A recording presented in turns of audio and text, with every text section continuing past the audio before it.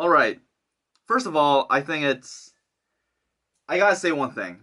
This film, from what I know, is getting a limited release in America right now. Although it has, like, freaking Emma Stone, Ryan Gosling, two of the biggest stars in Hollywood right now, and it's made by the guy who made Whiplash, one of the most critically acclaimed film in 2014. Even though it has all that, it's getting a limited release in America.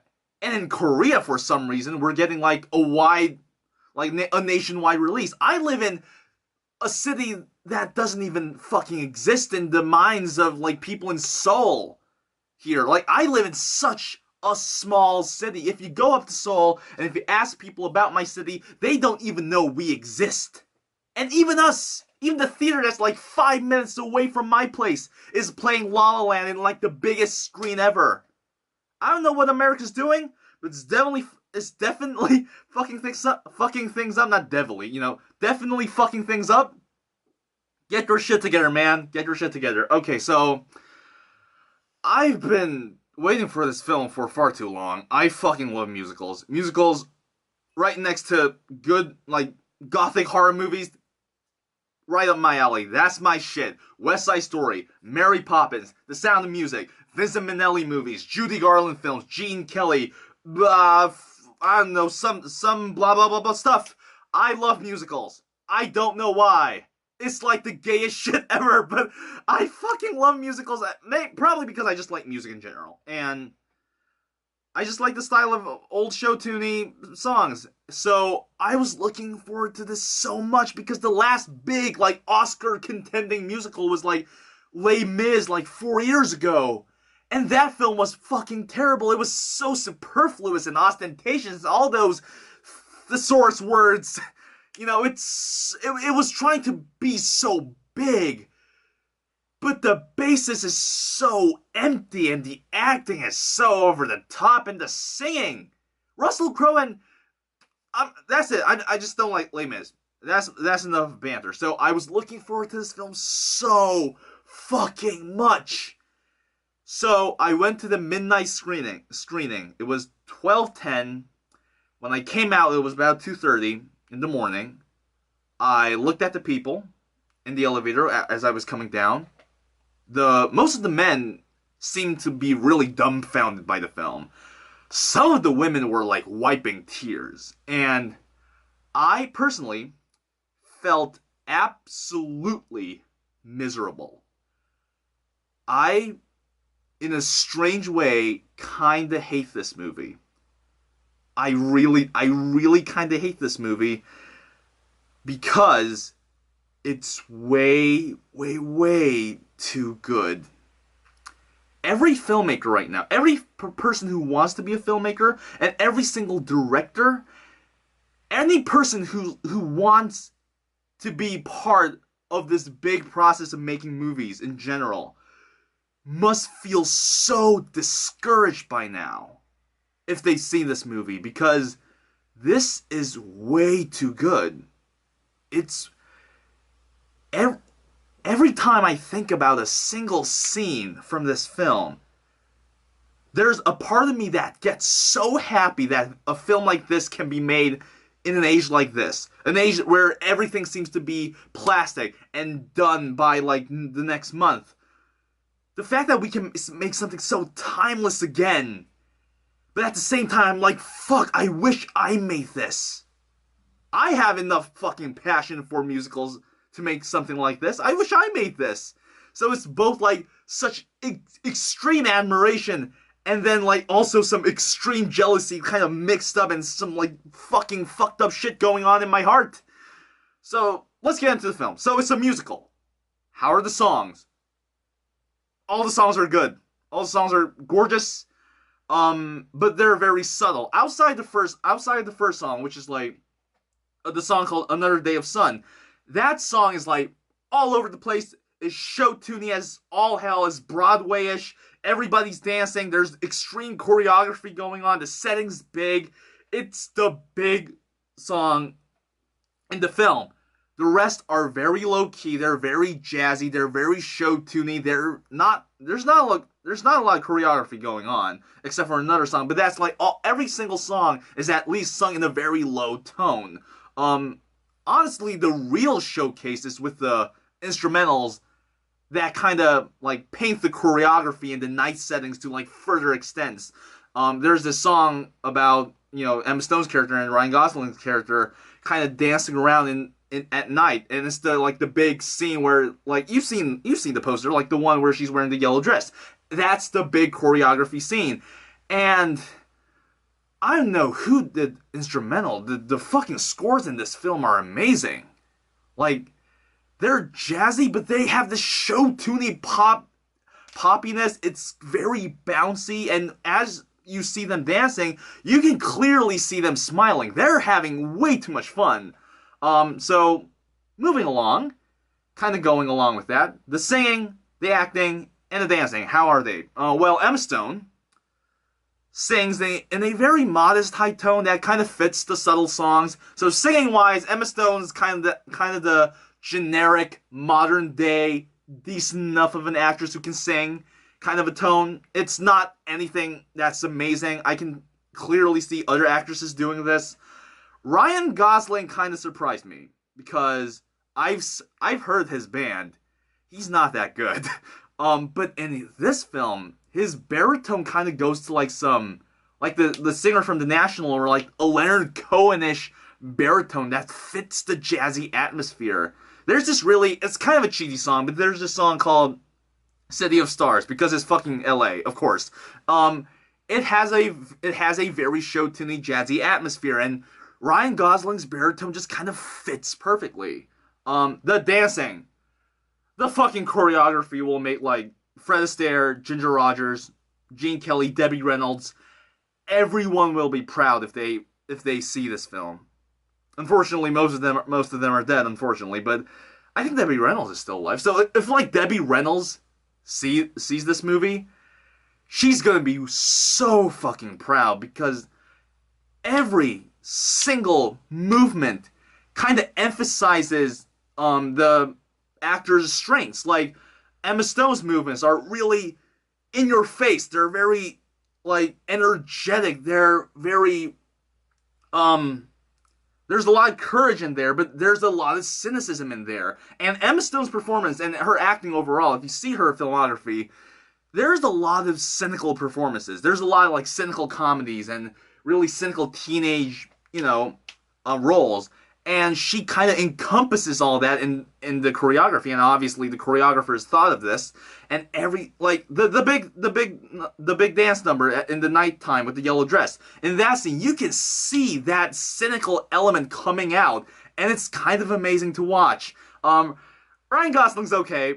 Ryan Gosling, dancing wise, he's smooth, but that's kind of it. Like he's smooth, he's very chic, and he doesn't really go beyond that. So alongside that, what about the acting? Well, again, I'm not sure if this is Ryan Gosling's best performance. It's a Ryan Gosling performance. It's, he's always been a very stone-faced actor.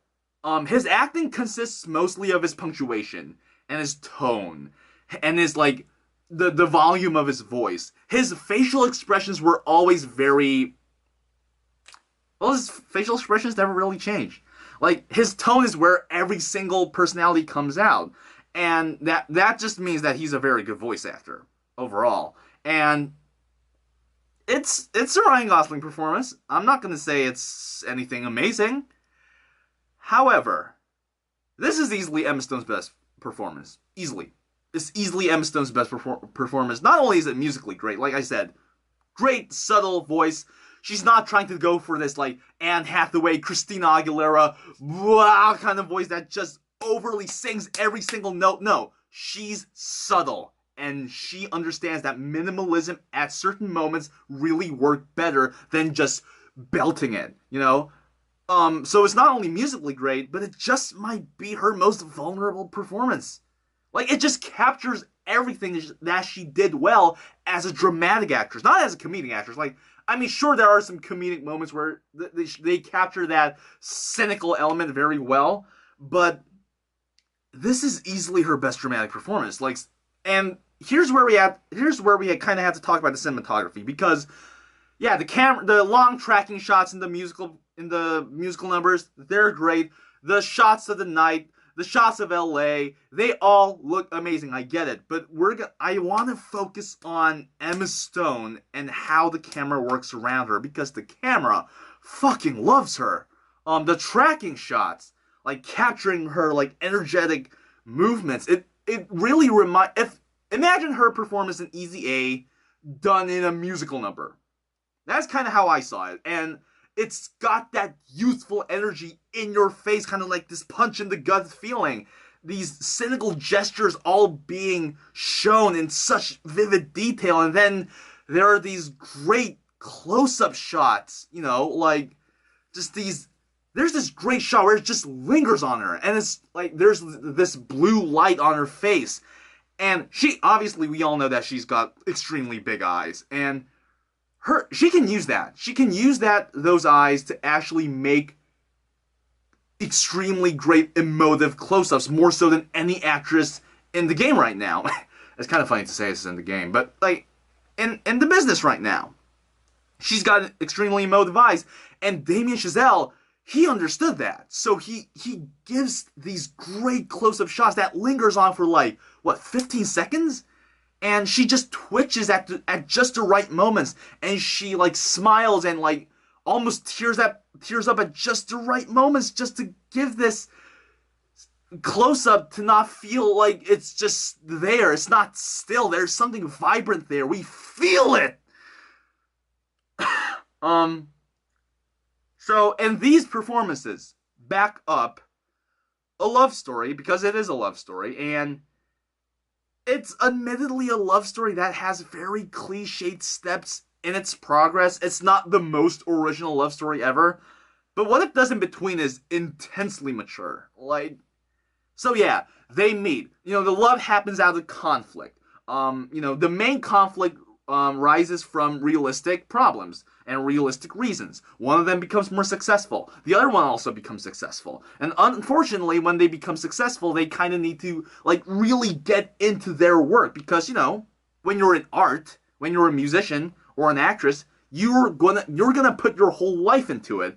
And unfortunately, in the beginning of success, you don't have time for love.